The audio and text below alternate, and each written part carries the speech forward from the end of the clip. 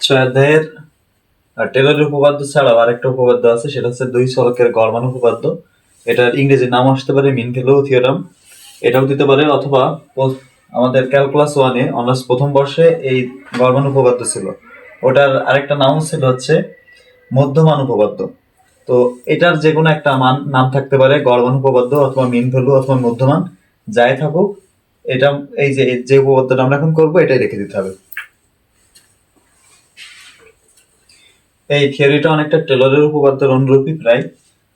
আমি প্রথমে খেয়াল করি টেলরের উপপাদ্যের যে বর্ণনাটা ছিল এটাও কিন্তু সেম একই, যে এক্স ওয়াই এর চলবিস্থল, এই যে টেলরের উপপাদ্য কিন্তু এটাই ছিল, এ থেকে এ প্লাস এইচ পর্যন্ত এক্স এর মান, আর ওয়াই এর মান হচ্ছে বি থেকে বি প্লাস কে পর্যন্ত, এবং বি হবে বি প্লাস কে হবে।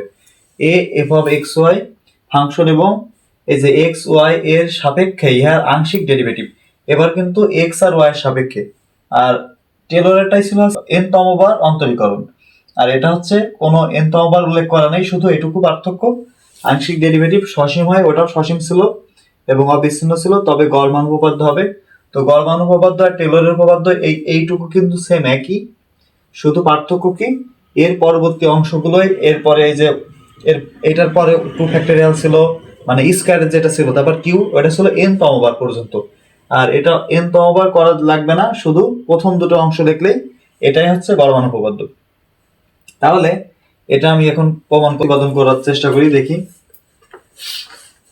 প্রমাণে সর্বপ্রথম এই দুইটা মান আমি ধরে নিছি, টেলরের যে উপপাদ্য করেছিলাম সেই উপপাদ্য কিন্তু সেম একই জিনিস ধরেছিলাম।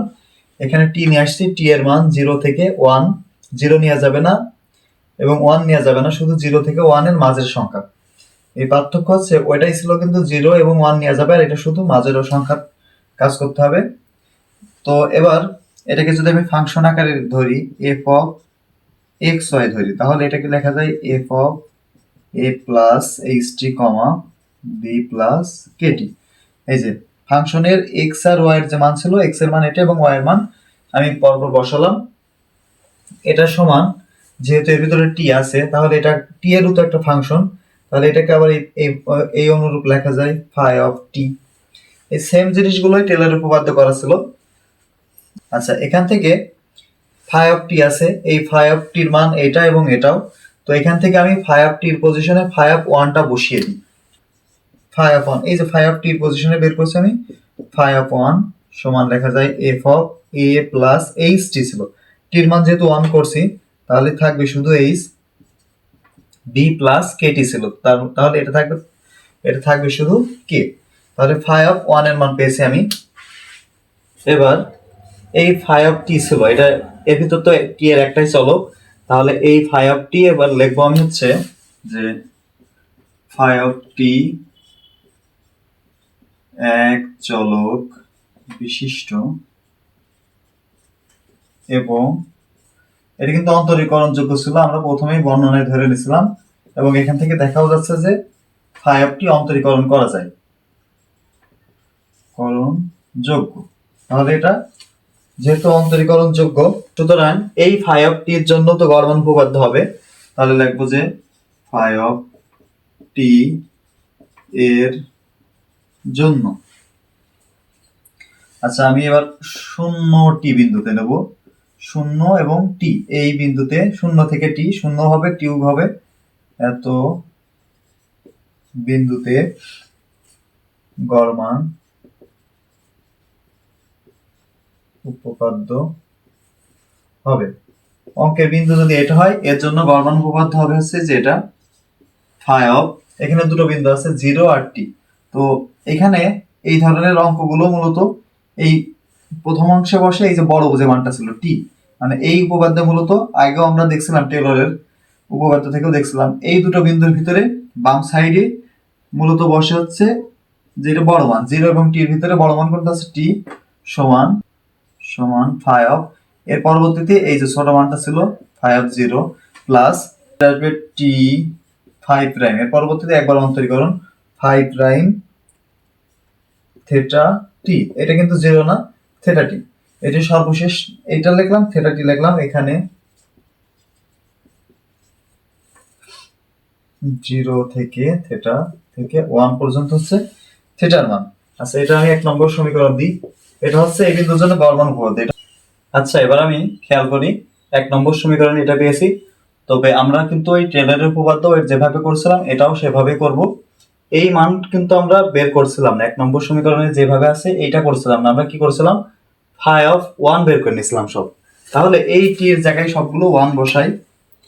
টি সমান 1 হলে ফাই অফ 1 সমান ফাই অফ, এখানে তো টি নাই তাহলে যা আছে তাই 0, তাই এখানে টি গুণ আকারে ছিল, টির মান 1, তাহলে 1 দিলেও হবে না দিলেও হবে ফাই প্রাইম থেটা টি, তাহলে থেটার সাথে টি গুণ করলে টির মান 1, তাহলে শুধু থেটাই থাকছে। আর সাইডে এখানে থেটার মান কত, 0 থেকে থেটার মান 1 পর্যন্ত ছিল। এবার এই মানগুলো বের করে এখানে যদি আমি বসাইয়ে দিই তাহলে কিন্তু আমার উপপাদ্য হয়ে যাবে। তো আমি এই পর্যন্ত এই ফাই এর একটা মান পেয়েছিলাম, সেটা হচ্ছে ফাই অফ টি সমান ছিল এফ অফ এক্স ওয়াই, এই মানটা কিন্তু ছিল। আবার যদি পুরোটা লিখি এইভাবে হয়, এফ অফ এক্স এর মান কত ধরেছিলাম এ প্লাস এইচ টি, আর ওয়াই এর মান ধরা ছিল বি প্লাস কেটি। এই মান দুইটা কিন্তু আমার আগেই আমি লিখেছিলাম। তো এইখান থেকে কিন্তু আমি এই যে ফাই অফ টি রয়েছে, তাহলে এই ফাই অফ টি থেকে কিন্তু ফাই অফ 1 বের করতে পারছি, আবার ফাই অফ 0টাও কিন্তু এখান থেকে আমি বের করতে পারছি। তবে ফাই প্রাইম থেটা এটা কিন্তু আমি এখনো করিনি, তাহলে আমি এটাকে আমি প্রাইম করে নিই, নিলে এটাও আমি পেয়ে যাব। তাহলে ফাই অফ টি ছিল, এটা যদি আমি টি এর সাপেক্ষে অন্তরীকরণ করি তাহলে ডেল ডেল টি যদি করি তাহলে উভয় পক্ষে আমি ডেল ডেল টি দিই, তাহলে del del t f of x comma y. এই অংশটুকুর আমার দরকার নেই, এই একটা সাইড আর একটা সাইড নিয়ে অন্তরীকরণ করলে হবে। তো ফাইকে একবার অন্তরীকরণ করলে হবে ফাই প্রাইম, ভিতরে ছিল টি, আর টি কে টি এর সাপেক্ষে করলে 1, ওটা আর বসাবো না, সমান এটা কিন্তু চেইন রুল আকারে আছে, কারণ এই যে এক্স ওয়াই এর মান তো এটা টি এর সাপেক্ষে করতে বলছে, সেই টি কিন্তু সরাসরি এখানে নেই, কিন্তু এক্স এবং ওয়াই এর যে মান ছিল, এক্স এর মান এটা এবং ওয়াই এর মান এটার ভিতরে কিন্তু টি ছিল। তাহলে চেইন রুল উপপাদ্য হবে এটা, কিভাবে লিখবো ডেল এফ, উপরে ছিল ডেল এফ, এবার নিচে প্রথম যে চলক আছে কত এক্স, তাহলে ডেল এক্স, আবার সেই ডেল এক্স ইন্টু কার সাপেক্ষে করেছিলাম টি এর সাপেক্ষে ডেল টি, এক্স নাম, এবার কমার পরে কমার জন্য এখানে প্লাস, এবার ওয়াই এর অংশ আসবে, তো উপরে প্রথম কি ছিল ডেল এফ, তাহলে ওয়াই এর অংশ হিসেবে del y into del y ভাগ ডেল টি। আচ্ছা, এবার একটা কাজ করি, এই যে এখানে একটা এফ আছে এবং এখানে একটা এফ আছে, দুই জায়গায় এফ আছে, এফটা আমি বাইরে কমন আকারে রাখি, তাহলে ভিতরে থাকছে কি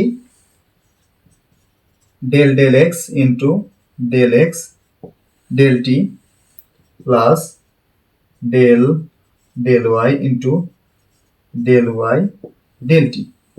আর ওই যে এফটা ছিল এফটা বাইরে দিয়ে দিলাম, তবে মূলত এফটার ভিতরে কার মান ছিল এফ অফ এক্স ওয়াই, ওটা আমি এইভাবে রেখে দিই এফ অফ এক্স ওয়াই, এফটা ওইভাবেই থাক। এবার এটার সমাধান করি ডেল ডেল এক্স। এবার এটি কি বোঝাচ্ছে যে এক্স কে কার সাপেক্ষে টি এর সাপেক্ষে, তো এক্স কে তো টি এর সাপেক্ষে হয় না, কিন্তু এক্স এর একটা মান ছিল, সেই মানটা কোনটা ছিল, এই যে এক্স এর মান ছিল এটা এ প্লাস এইচ টি।